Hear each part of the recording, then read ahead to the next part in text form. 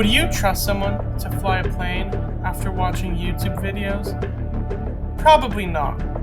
Why should driving be any different? During the early 2000s, many public high schools ceased to offer behind-the-wheel training at schools. This meant that students could not receive their training or certificate of completion from the schools in order to be eligible to take the written driving test at the Department of Motor Vehicles. This past summer, I completed my 30 hours of online driving school so I could take the written test. Even though I passed the course and the written driving test, I still feel unprepared to drive. Even with the prospect of behind-the-wheel training on the horizon, the reality is that when one starts to drive, they are not looking out of a computer screen. They are looking out of a physical car window that can jeopardize one's life or others' lives. When my parents went to high school, they took driver's ed courses at their school, surrounded by the camaraderie of their friends and peers. The excitement of who would get their license first was a friendly competition that sort of signified an early rite of passage into adulthood. This was a supportive and encouraging environment where my parents and their peers expressed their hopes and fears of being first-time drivers, and where the passing of a driving test was filled with one mini celebration after another. Now, teenagers take an online driving course that, even though convenient, offers no support for the camaraderie my parents experienced. It is an isolating experience where the mini celebration of passing the DMV written test is shared only with those closest to you, rather than surrounded by your peers, encouraging each other towards your goal. A report by the Santa Cruz Sentinel states that the percentage of 16 to 19-year-olds with driver's license in the U.S. has declined from 64% in 1995 to 40% in 2021. The main cause of this is fear. Many teens now are fearful of driving, or just do not want to.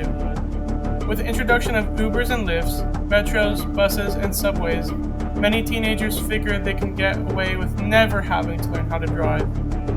But not knowing how to drive can also pose a barrier to unforeseen future events and be a disadvantage to getting around from one place to another. This fear and apathy that teenagers presently experience about driving, however, can change if schools reintroduce the semester-long driver's education program to their list of courses. In addition, students would feel more confident about driving and would offer each other encouragement and support through the process, which would result in more confident and safer teenage drivers. According to AAA's Parent and Teen Driver Resource Guide, car crashes are the leading cause of death for teens ages 16 through 19 due to distracted driving and unsafe habits. Losing a child to unsafe driving is a tragic prospect that parents fear. For this reason, schools would better prepare students for driving safely, as the course would require peripheral vision tests and other exams. As someone who has already taken and passed the written exam, I can boldly state that the online course I took on driver's ed did not prepare me well to pass the test. Online driver's ed is often rushed by students as they click through the lessons and guess or rely on shortcuts or external tools to pass. A report made by KCAL further heightens my point. A 15-year-old girl in Laguna Beach who was practicing driving with her dad mistook the accelerator for the brake and plunged 40 feet down an embankment. She did not only lose her car, but her dad. This is a tragic consequence of inexperience and the result of the present-day 30-hour online driving course.